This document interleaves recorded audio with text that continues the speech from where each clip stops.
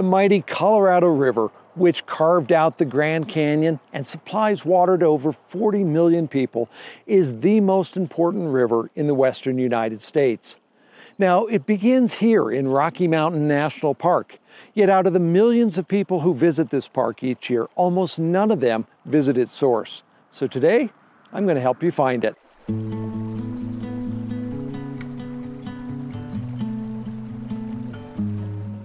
Well, today's hike begins at the most obvious of places, at the Colorado River Trailhead, located on the west side of Rocky Mountain National Park and at the north end of the Kawanichi Valley. The first section of our hike takes us 3.5 miles up to an area known as Lulu City.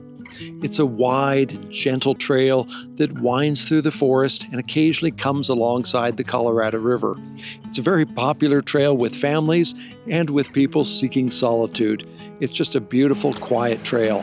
I don't know what it means, but there's a smile upon your face, and I see something shimmering in your eyes. And they say if you want to glimpse the future, you need space. And you said you put down your morning guns. Would you follow me to wonders? Take my hand and walk beside me in a world of thunder. Fear is an imposter. When you look at me this way. Now at the east end of this beautiful meadow is this old ruin. This is the Shipler cabin. Mr. Shipler built this in the late 1800s while he was searching in vain throughout this area for silver. It didn't last very long.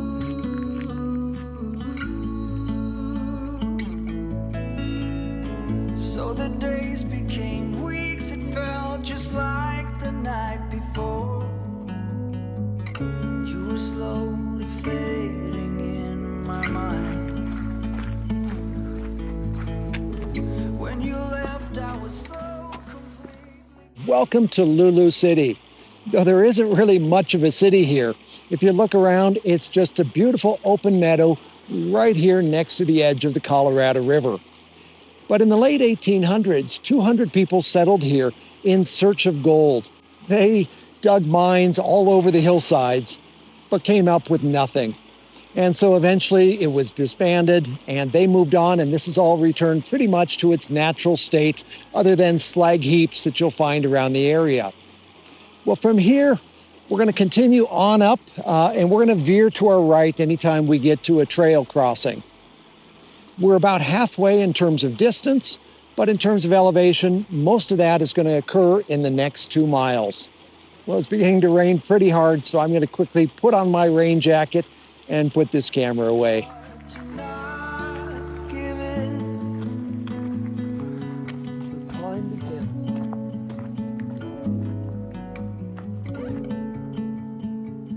One of the things I absolutely love about the trails here on the west side of Rocky Mountain National Park is how incredibly green and lush they tend to be. Friends of mine on the west side oftentimes refer to it as the wetter and better side.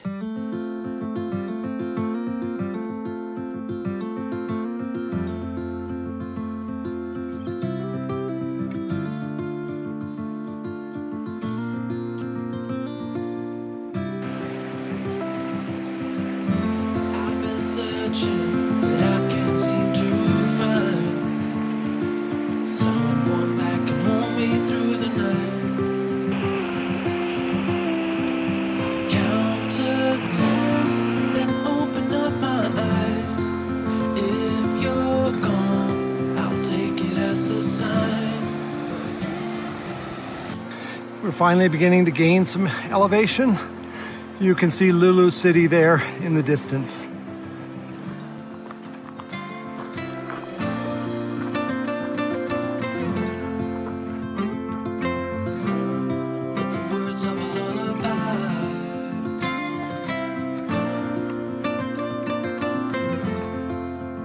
Set me off words of a lullaby.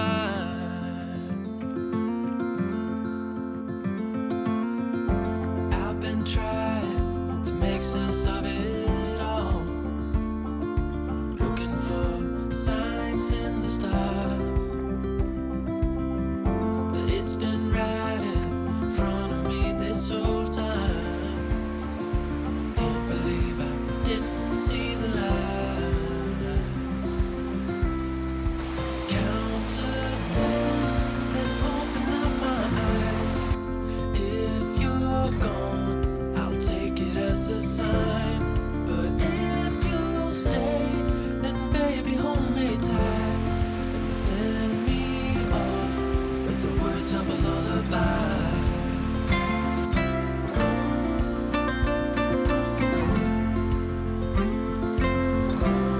With the words of a lullaby.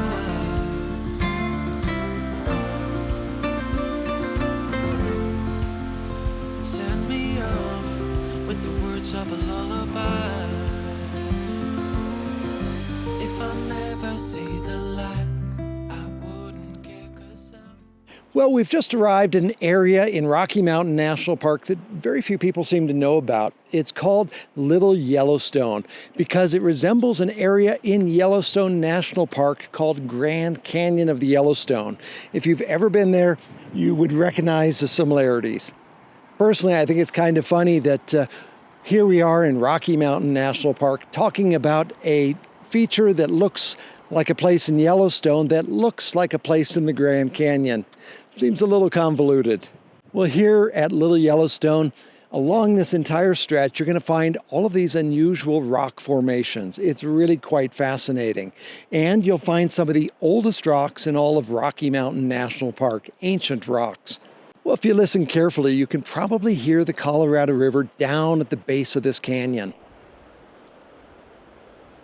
We're going to continue on up, but the Colorado River is actually going to turn away from us, and our trail is going to go a little bit the other way. We won't see this river again until we get right up near the source.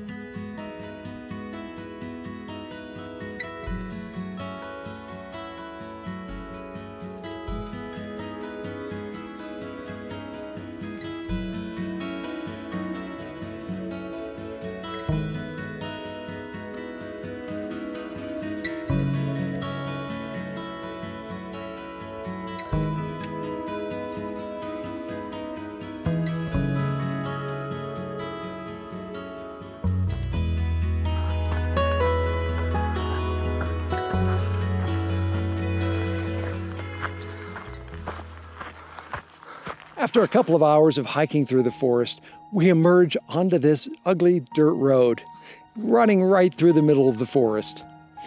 Well, this is called the Grand Ditch. It was built in the late 1800s as a water diversion project. It runs all the way along the edge of the Never Summer Mountains. If you're down below in the Kawanishi Valley and look up, you can see the big scar line running across the mountains.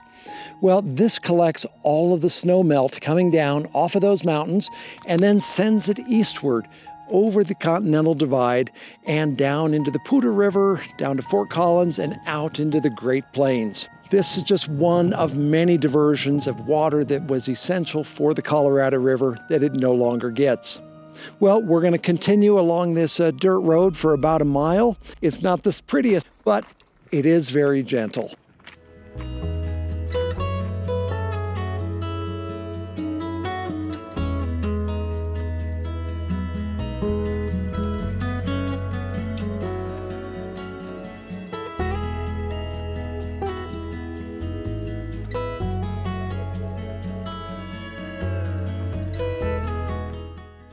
We've arrived at Poudre Pass Ranger Station.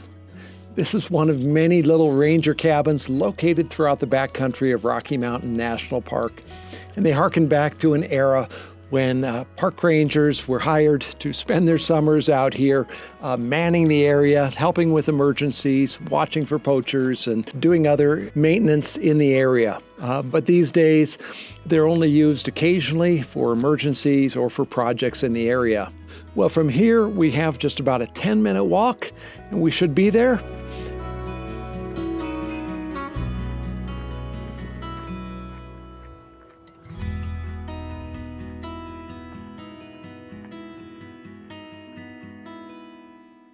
Well, we've arrived at the source of the Colorado River, but it's a rather unusual place and very fitting for this current state of the Colorado River. Over here you see on my right is a rushing river. This is coming down from Specimen Mountain, but it's being diverted immediately right here and sent off east, even though traditionally it would have flown west into the Colorado River. And so because of this, the actual Colorado River currently starts right here.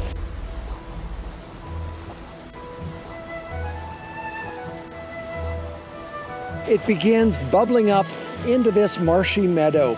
And at the end of the meadow, that water consolidates and begins flowing downhill, beginning its 1,450-mile journey through forests and plains, deserts, and deep canyons like the Grand Canyon, eventually heading all the way down to the southern border of the United States.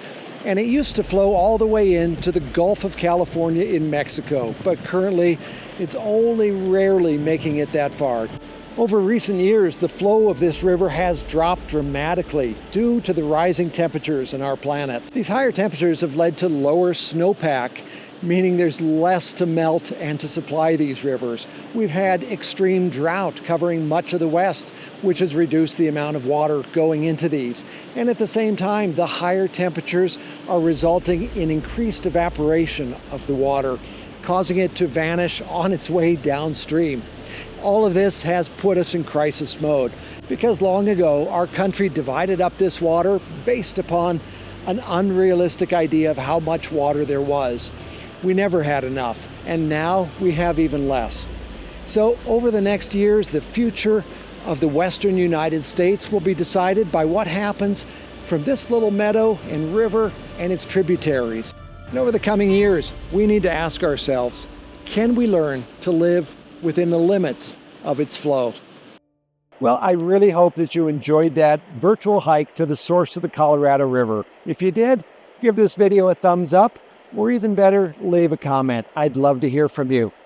And if you'd like to do this hike in real life, then I recommend that you get a copy of my hiking guide, Hiking Rocky Mountain National Park, the Essential Guide. In it, you'll find maps, waypoints, elevation graphs, and all the details you might want to know to have an amazing hike. As well, I've got lots and lots of other hikes from Rocky Mountain National Park in here. I spent a year of my life making this book, and it's won a couple of national awards. I think you might like it, so check it out if you're going to be hiking in Rocky. Well, thanks so much. I hope to see all of you out on the trail. To help you prepare for your visit to Rocky Mountain National Park, visit my website, rockymountainnationalpark.com. For hiking guides, calendars, coffee table books, and more, visit rockytrailpress.com. And when you arrive, be sure and stop by my gallery in downtown Estes Park. It's called Images of Rocky Mountain National Park.